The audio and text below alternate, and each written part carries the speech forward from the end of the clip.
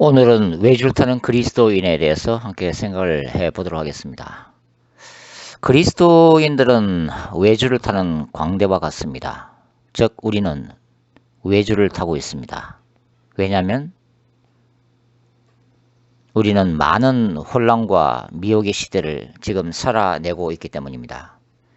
일상적인 신앙생활과 영적 세계조차 균형 감각을 유지하지 않으면 우리는 우리가 타고 있는 그 외줄 위에서 언제든지 땅으로 곤두박질 치게 될 것입니다.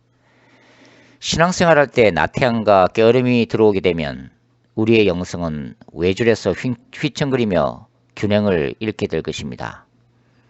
나 자신을 쳐서 주님 앞에서 나의 영혼을 늘 점검하지 않으면 그 외줄에서 바로 떨어져서 메마른 영적 광야처럼 나의 영혼이 가뭄에 땅이 갈라지듯 쩍쩍 갈라진 죽어있는 모습과 같아질 것입니다. 말씀과 성령의 균형도 마찬가지라고 생각합니다. 성경과 기록된 말씀만을 의지한다면서 나에게 말씀하시는 성령의 세미한 음성과 인도하심의 마음을 갖는다면, 그리고 오늘날도 일어나는 성령의 기적적인 능력들을 사탄의 역사로만 비판한다면 우리는 극단적인 율법주의에 빠져 있는 것입니다. 그것은 우리가 영적인 외줄 위에서 한쪽으로 기우뚱한 극히 불완전한 모습으로 줄을 타고 있는 것과 같습니다. 그 반대로 우리가 눈에 보이는 기적들과 은사 쪽에만 에너지와 모든 관심을 쏟고 있다면, 그리고 환상과 계시, 예언과 입신에 들어가는 것에만 나의 모든 영적인 에너지와 시간을 투자하고 그것들에만 집중하고 열광이 있다면, 그래서 기록된 하나님의 말씀을 읽고 묵상하고 연구하는 것을 도외시하게 되면 우리는 극단적 신비주의에 빠지게 됩니다. 오순절 은사주의 진영에서는 눈에 보이는 신비한 현상들이나 기적들을 영분별함 없이 무조건 성령의 역사로만 취급하는 경향성을 보이고 있습니다. 반면에 개혁주의 진영에서는 칼빈의 신앙만을 우상화하고 말씀과 인간의 이성만을 지나치게 강조하면서 성령의 강한 역사들을 사탄시하고 비판하는 경향성을 보이고 있다는 것이죠. 한쪽에서는 천사들의 방문이나 신비한 환상들, 마지막 때와 관련된 계시들을 받는 경험을 하는 분들이 있습니다. 그러나 성령의 역사 가운데는 늘 악령의 역사도 포함되어 있음을 알고 영을 분별하려고 하는 균형 감각을 가진 신자들이 얼마나 될까요? 자신에게 임하는 계시만을 진리로 알고 말씀과 건전한 이성으로 분별하려고 하는 그 노력을 잃어버리면 그 끝은 미혹되어서 지옥으로 떨어질 것입니다. 신학자들이나 목회자들 중에는 이미 얻은 천국에만 집착하지 말고 이 땅에 이미 임한 현재적 하나님의 나라만을 위해서 달려가라고 역설하는 분들도 많습니다. 물론 옳은 주장입니다. 그러나 교회에 출석하는 모든 신자들이 과연 물과 성령으로 거듭난 참된 신자라고 볼 수가 있을까요? 아닙니다. 구원을 받았다고 착각하는 신자들이 너무나도 많습니다. 그들에 대해서 자신들의 영혼을 진지하게 성찰할 수 있는 죄와 회개, 거듭남과 천국에 들어가는 믿음에 대해서 설교해 본 적이 있으십니까? 따라서 영적 건강함이란 모든 면에 있어서 양극단 사이에서 끝까지 영적 균형을 유지하는 것입니다. 이것이 결코 쉬운 문제는 아니지만 그러한 노력들이 우리에게 필요하다는 것이죠. 은사에 너무 치우친다면 우리는 말씀으로 돌아와야 하고, 말씀과 신학만으로 내 영혼의 뜨거운 불이 사라진다면 우리는 성령의 임재와 능력도 사모해야 합니다. 우리가 외줄을 타고 갈 때 우리는 우리를 흔들어 외줄에서 떨어뜨리는 많은 영적 장애물들을 만나게 됩니다. 외줄을 타는 광대들을 한번 보십시오. 외줄을 타는 광대들이 끝까지 반대편으로 걸어갈 수 있는 것은 눈앞의 장애물들을 바라보지 않고 그리고 외줄 밑에 무엇이 있는가를 바라보지 않고 오직 저 끝에 있는 목표점만을 바라보고 걸어가기 때문입니다. 눈앞의 것들과 땅 아래를 바라보면 균형 감각을 잃고 떨어지게 되어 있기 때문이죠. 영적 외줄타기에서 그 끝은 오직 예수 그리스도만을 바라보는 영적 시각이라고 말씀드릴 수가 있습니다. 예수 그리스도 이외의 것들에 눈길을 주기 시작하면 외줄에서 휘청거리는 것과 같습니다. 외줄타기에서 우리를 떨어지게 만드는 눈앞의 장애물들은 우리가 생각하기에 주님께서 보시기에도 좋다고 생각되는 우리의 신앙생활에 도움을 주는 영적 도구 그 자체일 수도 있습니다. 선한 그런 것들이 곧 영적인 장애물이 언제든지 될 수 있고 우리가 알지 못하는 사이에 우리의 우상이 될 수가 있다고 하는 것입니다. 말하자면 기도 자체가 우상이 될 수가 있습니다. 기도를 통해 하나님을 만나는 영적 지성소까지 걸어가지 않으면 많은 기도를 했다는 그 자체만으로 나는 항상 많은 기도를 하고 있다는 그 자체가 자신의 의의가 되어서 우리의 영적 공허함을 채우려고 하는 허탄한 몸부림으로 떨어질 수가 있다고 하는 것입니다. 예배가 우상이 될 수 있음도 아십니까?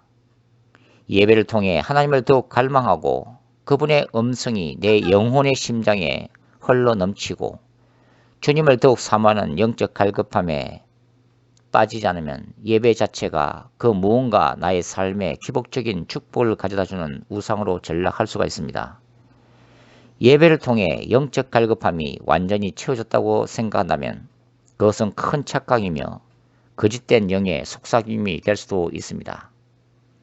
참된 예배는 주님을 향한 영적 갈급함에 더욱 불을 지르고 하나님의 임재에 대해 더욱 목마르게 만드는 것임을 우리는 기억해야 합니다. 성경 읽기와 묵상, 설교 듣기를 통해 거룩한 하나님의 존재 앞에 서 있는 나의 영혼의 현주소를 진실하게 솔직하게 보지 못한다면, 나의 삶에 말씀하시는 그분의 부르심을 듣지 못한다면 성경 묵상과 말씀 듣는 그 자체가 신앙생활을 잘하고 있다고 하는 거짓된 종교 행위로 전락될 수도 있다는 것입니다. 은사와 능력의 경우에도 그렇습니다. 능력들은 이 마지막 때에 우리가 더욱 사모하고 구해야 합니다. 구하고 사모하는 그 자체는 아무런 문제가 없지만 지식, 지혜 은사, 예언과 영분별, 환상과 계시 은사, 병고침과 축사의 능력, 온갖 기적들을 일으키는 그 모든 은사적 능력들이 정작 나 자신의 개인적인 삶에는 아무런 변화를 일으키지 못한다면, 그리고 삶 자체가 나의 중심성과 이기주의에서 벗어나지 못한다면, 그리고 마지막 때의 영혼들을 그리스도께로 인도하는 영적 추수적 차원으로 성화되지 못한다면 중보 기도 가운데 하나님의 나라를 세우는 하나의 도구가 되지 못한다면, 하나님의 영광을 구하고 하나님의 나라를 확장하는 거룩한 도구로 쓰임받지 못한다면 그 모든 은사와 능력들은 한낱 울리는 꽹과리로 전락할 뿐이고, 그러한 놀라운 은사와 능력들을 가지고 있다는 그 자체가 자기 자신을 세우는 자기 의로 변질되어서 땅 밑으로 추락하게 될 것입니다. 우리 자신이 간절하게 은사를 구하고 있다면 우리 자신에게 솔직히 질문할 필요가 있습니다. 무엇 때문에 은사를 구하는가? 무엇 때문에 땅과 하늘을 진동시키는 강력한 기적들이 필요한 것인가? 은사의 소유가 다른 사람들보다 우리 자신이 더욱 놀라운 은사와 희한한 능력들을 소유하고 있다는 자기 과시적 소유물로 끝난다면 우리는 먼 훗날 하나님의 준엄한 심판대 앞에서 무서운 책망을 받게 될 것임도 기억해야 합니다. 우리가 받은 하늘의 귀한 달란트들을 땅에 묻고 주님의 영광을 위해 사용하지 못했기 때문입니다. 동시에 성령의 은사와 능력을 사용함에 있어서도 오직 예수 그리스도의 영광이 아니라 자기 자신을 드러내고 자신이 마치 가장 거룩한 하나님의 마지막 때의 사도이며 주님의 보좌 앞에 가장 가까이 있는 말세의 선지자인 양 교만의 영이 들어가면 그 마지막은 무서운 결과를 초래하게 될 것입니다. 이스라엘 땅의 북쪽에는 헐몬산이 존재하고 있습니다. 그 산의 정상은 눈으로 덮여 있습니다. 그리고 산에 눈이 녹아내려 봄에 그물이 갈릴리 호수로 흘러 들어가게 돼 있죠. 그래서 갈릴리 호수는 언제나 물고기들이 살아 숨쉬는 청정한 곳이 되는 것입니다. 갈릴리 호수의 물은 요단강을 통해 아래쪽 사해바다로 끊임없이 흘러 들어갑니다. 갈릴리 호수는 헐몬산에서 물을 공급받고 이 물을 사해바다로 다시 흘러보내는 것입니다. 그러나 사해바다는 그렇지 못합니다. 사해바다는 갈릴리 호수로부터 신선한 물을 공급받지만 이 물이 사해바다로 들어오면 지리적으로 갇혀 다른 곳으로 빠져나가지 못합니다. 따라서 사해바다의 물은 고여서 썩게 되고 그래서 죽은 바다 사해가 되어버리는 것이죠. 은사와 능력도 똑같은 영적 원리가 적용될 수 있습니다. 내가 받은 은사와 능력이 다른 사람에게로 흘러 들어가고 다른 사람을 섬기는 데 아름답게 사용되고 주님의 나라를 위해 사용될 때 내 안에 있는 은사들이 더욱 빛이 나고 살아 숨쉬게 된다는 것입니다. 다른 이들을 위해 겸손함으로 사용한 은사들은 더욱 불이 붙고 은사의 나타남도 더욱더 풍성하게 될 것입니다. 그러나 은사들을 받기만 하고 흘려보내지 않으면 내 안에서 그것들이 썩어 아무런 쓸모가 없게 됩니다. 얼마나 많은 은사와 능력 사역자들이 탐욕과 이기심의 바다에 갇혀서 타락하고 사해와 같이 하나님의 나라에서 무용지물이 될 뿐만 아니라 마침내 사탄의 도구가 되어서 지옥으로 떨어져 갔는지 생각하면 참으로 두려운 일이 아닐 수가 없습니다. 그러므로 뚜렷한 소명 없이 은사 집회에만 전전하며 돌아다니지 마십시오. 예언 집회에 목숨을 걸지 마십시오. 때때로 사모함을 가지고 예언 집회나 치유 컨퍼런스에 참석하는 것을 비판하는 것이 아님을 알 것입니다. 치유의 은사가 자신에게 이미 있으면서도 다른 유명한 치유 사역자의 뒤만 쫓아다니는 것을 얘기하는 것입니다. 예언의 은사가 있으면서도 다른 예언 사역자들의 예언을 받기 위해서 더 유명하다는 은사자들에게 무분별하게 머리를 디미는 것을 조심하라는 얘기입니다. 무분별한 안수받음은 사탄의 영을 머리를 디밀고 받아들이는 것과 같습니다. 안수를 받으려면 신앙적으로나 삶의 열매에 있어서 검증된 사역자에게 신중하게 안수를 받으라는 의미인 것입니다. 받은 은사들을 이제는 다른 사람을 위해 지혜롭게 사용하십시오. 겸손하게 사용하십시오. 치유받고 회복되는 사람들을 보며 주님께 영광을 돌리십시오. 부족한 우리들을 사용하시는 하나님께 겸손하게 엎드리는 것만이 외줄에서 떨어지지 않고 끝까지 걸어가는 비결인 것입니다. 그러므로 은사와 능력이 우리를 통해 드러날 때 우리 자신들을 더욱 드러내려는 마음의 욕망이 타오를 때에는 은사의 사용과 예언 치유 사역을 잠시 중단하는 것이 좋습니다. 조용한 곳에서 잠잠히 말씀 앞에서 주님의 임재 앞에서 머무는 게 좋을 것입니다. 내면에서 타오르는 교만과 욕망의 불꽃을 끄고 성령의 아름다운 충만한 불로 다시 체험받을 때까지 말입니다. 다른 사람들을 치유하고 구원한 뒤 나 자신이 버림받는 지옥문의 길목에 서 있다는 빨간 경고등을 우리는 언제든지 의식할 필요가 있습니다. 마태복음 7장 22절과 23절 이렇게 기록되어 있죠. 그날에 많은 사람이 나더러 이르되 주여 주여 우리가 주의 이름으로 선지자 노릇하며 주의 이름으로 귀신을 쫓아내며 주의 이름으로 많은 권능을 행치 아니하였나이까 하리니 그때 내가 저에게 밝히 말하되 내가 너희를 도무지 알지 못하니 불법을 행하는 자들아 내게서 떠나가라 하리라. 때때로 이 시대에 나는 참된 하나님의 운동들도 우상이 될 수 있습니다. 제자 훈련의 열정을 가지고 사역하는 것은 참 아름다운 일입니다. 어떤 사역이든 열정과 비전과 에너지를 투자하지 않고 쉽게 이루어지는 것은 없기 때문이죠. 그러나 제자훈련 사역이 주님보다 높임을 받기 시작하면 제자훈련 사역 자체가 우상이 될 것입니다.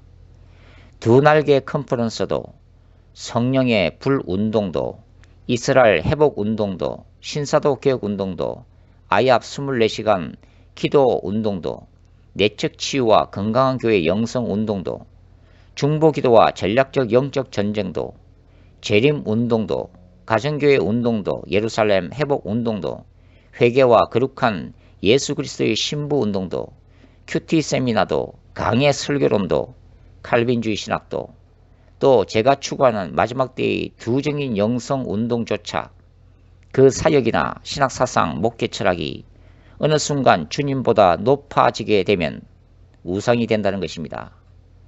사역 자체가 주님보다 더 인기가 있고, 사역 자체가 주님보다 더 관심을 끌고, 사역 자체가 모든 것이라는 착각을 일으킬 때 그 사역이 우상 자체가 되는 것입니다.